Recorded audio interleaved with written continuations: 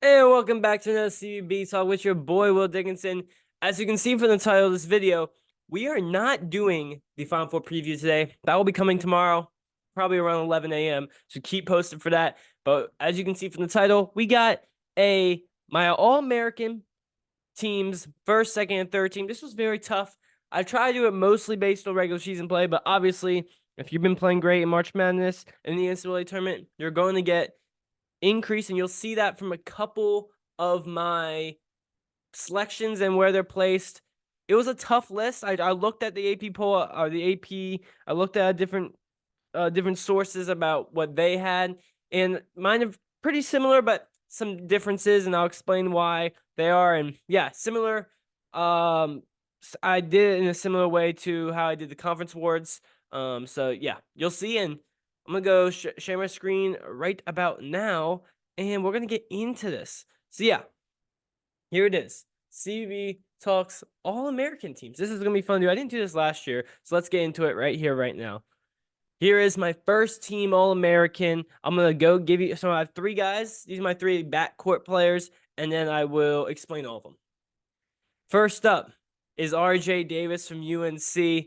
I'll just talk about him now. RJ Davis, what a year for him. He led UNC all year long, and obviously these awards are what I gave him. So ACC Player of the Year, he's first team All ACC, obviously. Great improvement from him. I'll explain more when I get to the full screen. Second, Jamal Shed from Houston, my Big 12 Player of the Year, first team All Big 12. And when I do my end of the year awards, he will be up there for Defensive Player of the Year. What a year Jamal Shed had. It's such a bummer he got hurt in that Duke game, because who knows, Houston may still be playing in the Final Four right now. But sadly, he did get injured. And yeah, but he had a great year. Great, one of the best point guards in the nation. If you win the Big 12 player, you're going to be an All-American first team. And my third backcourt player, it's TSJ, Terrence Shannon Jr. While his season did come with a little bit of controversy, he was a first team All Big Ten player, and he was up for Big Ten Player of the Year for me, a top 3 finalist there. But the reason he's in there when pretty much no other um I guess you would call it, no other source, no other outlet had him as a first team All American, and was because they do this based on the regular season. And yes, Terrence Shannon was amazing in the regular season, but his game did elevate in the postseason, the Big Ten tournament, and the NCAA tournament. Up until that Elite Eight game against UConn, he was averaging over 30 points. He did have a stinker at the end of the year, which sucks. But while his season did come with some controversy, there was no denying. Through that stretch of 8 games or so, he was playing like the best player in college basketball, and he led Illinois to one of the most successful seasons they've had in probably over a decade. He was amazing, and yeah, he didn't win Big Ten Player of the Year, but I had him over some other guys because I thought his impact and the way he carried this team offensively was so impressive. And yeah, RJ Davis, what an amazing year, had a 40-point game, led UNC to a 1 seed. Didn't get him to a Final Four or Elite Eight, but still had an amazing year. And Jamal Shed, again, I say if he doesn't get injured, I would guessing Houston's still playing right now. And yeah, you can all see all these guys were first team All Conference, and 2 of them were on their conference player of the year. And here are my front court players. I think these 2 are pretty obvious. You got Dalton Knecht from Tennessee. Oh, what a year for Dalton Knecht. He was my SEC transfer of the year. He was my SEC player of the year, and also he was on the first team All SEC. What a year he had. A guy who at times was streaky. He would go for 30 and go for 12, but he most of the season carried the Tennessee offense, and we saw in that game against Purdue where they almost won. How much he was relied on offensively. What a great year. What a great story. He came from an unknown player to probably being a lottery pick. And my second first team guy is not really a shock. It's Big Eads, as I like to call him. He was my National Player of the Year last year. He was the Big Ten Player of the Year last year. He was a first team All Big Ten Player this year and the Big Ten Player of the Year. His accolades are long and all justified. What a year! He's better than last year, and he's led Purdue to their first Final Four in a very long time, and he's going to win National Player of the Year again. What a year for Zach Edey, man. And he has bigger goals, and he has a goal to win a national championship. Do I like watching him play? Do I root for Purdue? Hell no, but I do respect him. And yeah, obviously these two teams battled it out, and that was such a good game. And it's good to see. These guys are two different. One's gonna have a great NBA career, I think, in Dalton Connect, and maybe Zach Gee can as well. They're two different players, and they're the two best this season, no doubt about it.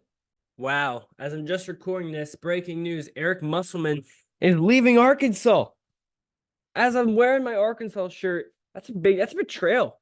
That's betrayal. I think it's a real betrayal. He's going to coach USC, so good for them. But wow, did not see that coming. Anyways, let's get back to these All-American teams. The reason we're here, I'm just shocked. All right. Second team All-American. The first team, we saw RJ Davis, Jamal Shead, Terrence Shannon, Dalton Connect, Zach Edey. Amazing starting five. Now let's go look at my second team All-American.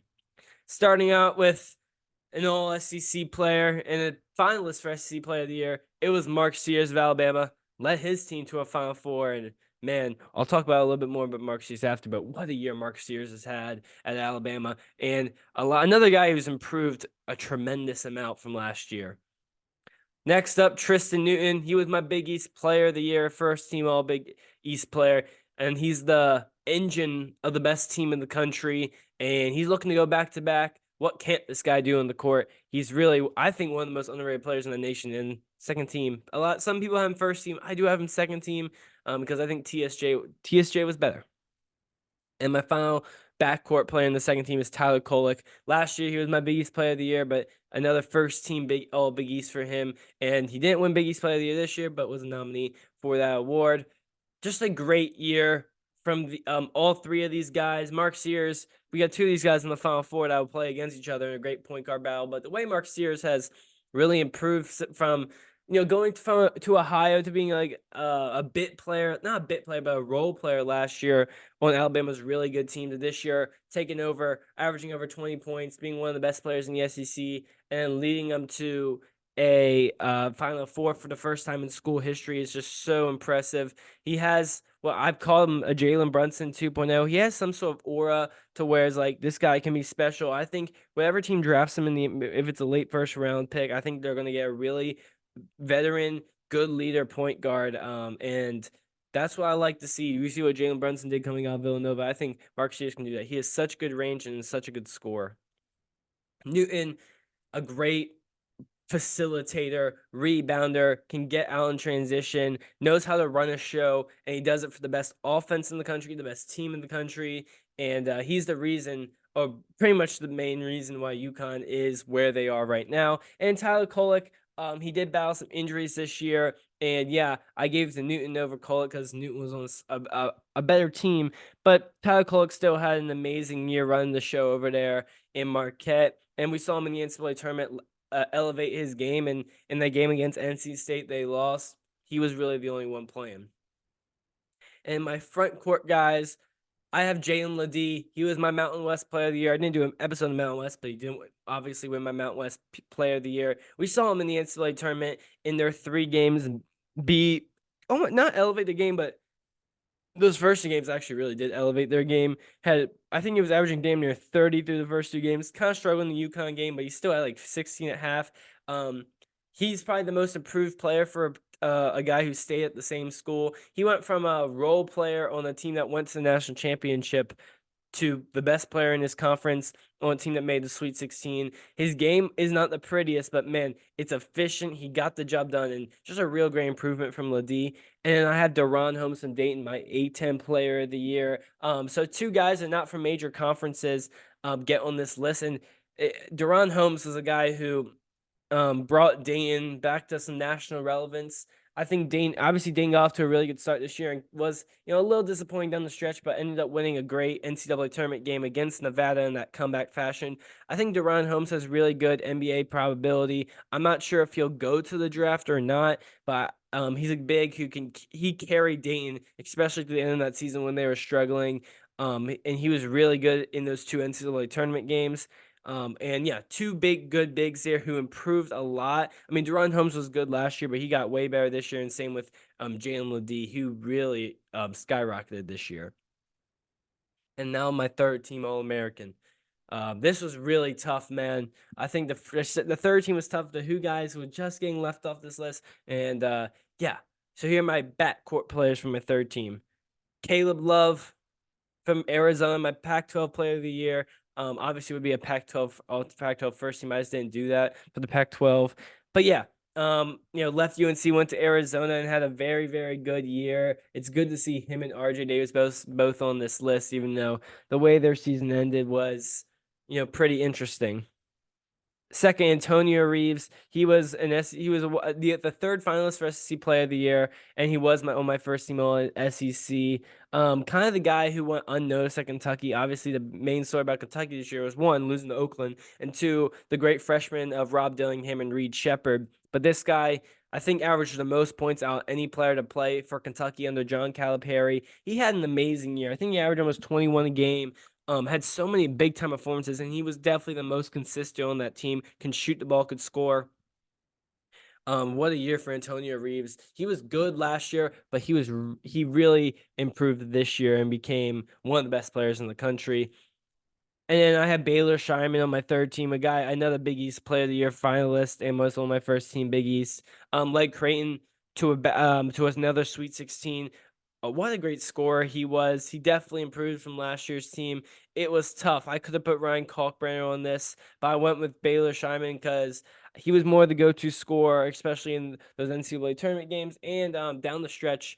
But Creighton deserved a player, and he was this in the regular season he was the most consistent for Creighton, and yeah, all three players here were tough if I was going to put them in or out. But I think Antonio Reeves I didn't see on all the teams, and I think Baylor Scheinman was on all the teams. But at the end of the day, these guys deserved it. My third team bigs. First up is Hunter Dickinson, a guy who I saw on second teams a lot. For me, was the third team. He didn't live up to the expectations this year, but I will say Hunter Dickinson still had a very good year. Kansas did not have depth. They lost Kevin McCullough, and I would say Kevin McCullough was Kansas's best player, but he was too injured to be on this list. So I gave it to Hunter Dickinson instead. But he was on my first team All Big 12. He was on my Big 12 Transfer of the Year. He was a Big 12 Player of the Year nominee. But yeah, Hunter Dickinson had a great year, good big, but a little disappointing season for Kansas. Came in as the AP polls #1 team in the preseason, came in as my #2 team. And no, they didn't live up to the hype, but injuries, lack of depth, some disappointing players was a main reason, and it wasn't Hunter Dickinson's fault. And then this is my controversial pick. Donovan Clingan makes my third team All American. And you can see he was a third team All Big East player. And here's why. I have him over Ryan Kalkbrenner. I have him over Kyle Filipowski. I have him over some other guys who I had. Boo Buie. It was a guy I left off this list. Some guys that really could have been on here.